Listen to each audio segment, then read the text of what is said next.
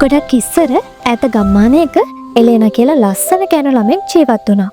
ඉතින් එලේනාගේ අම්මයි තාත්තයි ගමේ අනික් අය වගේම ගොවිතැන් කරලා තමයි ජීවත් වුනේ. ඉතින් මේ එලේනා කියන්නේ විශේෂ ලස්සනක් තියෙන කෑනු ළමෙක්. ඉර එළියට එයාගේ හැම දිලිසෙනවා. එයාගේ ඇස් හරිම දීප්තිමත්. එයාගේ කොණ්ඩේ කඩාගෙන වැටෙන කළු පාට සේද රෙද්දක් වගේ. ඉතින් මේ ලස්සන නිසාම එලේනා ටික ටික ආඩම්බර වෙන්න පටන් ගත්තා. හැමදාම ගමේ හැමෝම ගොඩක් මහන්සි වෙලා වැඩ කරනකොට එලේනා කරේ කණ්ණාඩි ඉස්සරහා ඉඳගෙන එයාගේ ලස්සන බල බල ඉඳපු එක. එලේනා හැම වෙලෙම හිතුවේ මොමතරම ලස්සන කවුරුත් නැහැ මේ ලෝකේ. මේ දුප්පත් ජීවිතේට ගැලපෙන්නේ නැහැ. එලේනා පොඩ්ඩක් ඇවිල්ලා මේ ගොවිපලේ වැඩවලට උදව් කරන්න දී. අනේ මට බෑ අම්මා මාව කැත වෙයි. මේ විදියට හැම වෙලෙම එලේනා යාගේ අම්මගේ තාත්තගේ වැඩවලට උදව් කරන එක ප්‍රතික්ෂේප කළා. ලස්සන නිසාම එලේනාගේ ආඩම්බරකම් අකාරුණිකකම් දවසින් දවස වැඩි වුණා. මෙහෙම කාලය ගත වෙනකොට තරුණ වයසේදී එලේනාගේ මිතුරියන් ගමේ ගොවිතැන් වැඩ කරන තරුණයන් සමග විවාහ වුණා. මම නම් කවදාවත් ගොවිතැන් කරන දුප්පත් තරුණයෙක් විවාහ කරගන්නේ මට ගැලපෙන්නේ උසස් පොහොසත් තරුණයෙක්. මේ විදියට එලේනා කඩවසම් තරුණයෙක්ව විවාහ කරගන්න හීනමාවමින් ඉඳියා. දවසක් ලස්සන ඇඳුමකින් සැරසුණු එලේනා ගමේ පොළ පැත්තට ගියා. එලේනා ආඩම්බරකමින් වටපිට බල බල යනකොට පළතුරු කූඩයක් අරගෙන යන වයසක කාන්තාවකගේ ඇඟ හැපුණා. පළතුරු ටික ඔක්කොම සීසීකට විසිරීලා ගියා. ඇස් පේන්නේ නැද්ද ඔයාගේ? කොහමද පාරේ යන්නේ? වැරද්ද එලේනාගේ උනත් එයා සමාව ගන්නව වෙනුවට කරේ අර වයසක කාන්තාවට බැනවැදුණු එක. කිසිම කරුණාවන්තකමක් නැති ඔයාගේ ලස්සන ඉක්මනින්ම අතට දහන් වෙයි. වයසක කාන්තාව මෙහෙම කිව්වත් එලේනා නම් ඒකට hina වෙලා එතනින් යන්න ගියා. එදා රෑ එලේනාගේ මුළු ඇඟම කසන්න ගත්තා.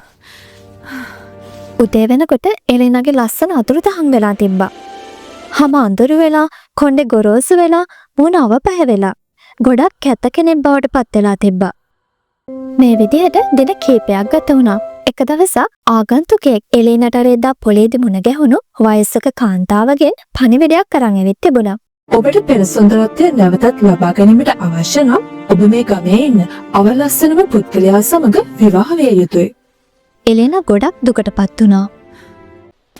ඊළඟ දවසේ පීටර් කියලා ගොඩක් දුප්පත් වගේම ගොඩක් අවලස්සන පුද්ගලයෙක් එලේනාව විවාහ කරගන්න කැමැත්තෙන් ආවා. එලේනා අකමැත්තෙන් වුණත් එයාගේ ලස්සන අපහු ලබා ගන්න ඕනි නිසා ඒ පුද්ගලයන් සමග විවාහ වුණා. පීටර් සමග ජීවත් වෙන එක නම් එලේනාට එච්චර ලේසි වුණේ නැහැ. පීටර් ගොඩක් නපුරු කෙනෙක්. හැම වෙලෙම එලේනාට වැඩ පැවරුවා. එලේනා ඉව්වා, ගේ පිරිසිදු කරා. ඒ වගේම පීටර්ටත් හොඳට සැලකුවා. මේ විදිහට යනකොට එලේනාගේ හිත ටික ටික වෙනස් වෙන්න පටන් ගත්තා. එයා මිනිස්සුන්ට උදව් කරා. එයාගෙන් පොඩි හරි වැරද්දක් වුණොත් අනිත් අයගෙන් සමාව ගත්තා. ටික ටික එලේනාගේ ආඩම්බරකම නැති වෙලා ගිහින් එයා කරුණාවන්ත කෙනෙක් බවට පත් වුණා. එක රැයක එලේනා හඳ දිහා බලාගෙන මෙහෙම කිව්වා. මම මගේ ලස්සන නිසා ගොඩක් ආඩම්බර වෙලා ඉඳී. මට සමා වෙන්න. එදා රෑ එලේනාට අර වයසක කාන්තාව හීනෙන් ඇවිත් මෙහෙම කිව්වා. ඔයාගේ හදවත දැන් ලස්සනයි. ඉතින් කලින් තිබුණු ඔයාගේ මතු පිට ලස්සනත් ඔයාට නැවතත් ලැබේවි.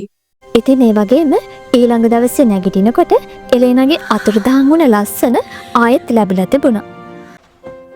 ඉතින් එලේනා ගොඩක් සතුටින් පීටර්ව හොයාගෙන ගියා. ඒත් පීටර් හින්දියේ නැහැ. ඒ වෙනුවට ලස්සන කඩවසම් කුමාරයෙක් තමයි හින්දියේ. මම තමයි ඔයාගේ පීටර් එලේනා. මම ඔයාට ගොඩ කාලෙක ඉඳන් ආදරය කළා. ඒත් ඔයාගේ ලස්සන නිසා ආඩම්බරකමෙන් ගොඩක් අකාරුණික කෙනෙක් වෙලා ඉඳී. ඔයාව හොඳ කෙනෙක් කරන්න ඕනි නිසායි මේ දේ කරේ. දැන් ඔයා ගොඩක් කරුණාවන්ත කෙනෙක්. ඉතින් ඒ අකාරුණිකමේ ශාපය ඉවත් වුණා. එලේනාගේ ඇස් කඳුළු වලින් පිරුණා. එලේනා තේරුම් ගත්තා මතු පිට ලස්සනටත් වඩා අපේ හදවතයි ලස්සන වෙන්න ඕනි කියලා.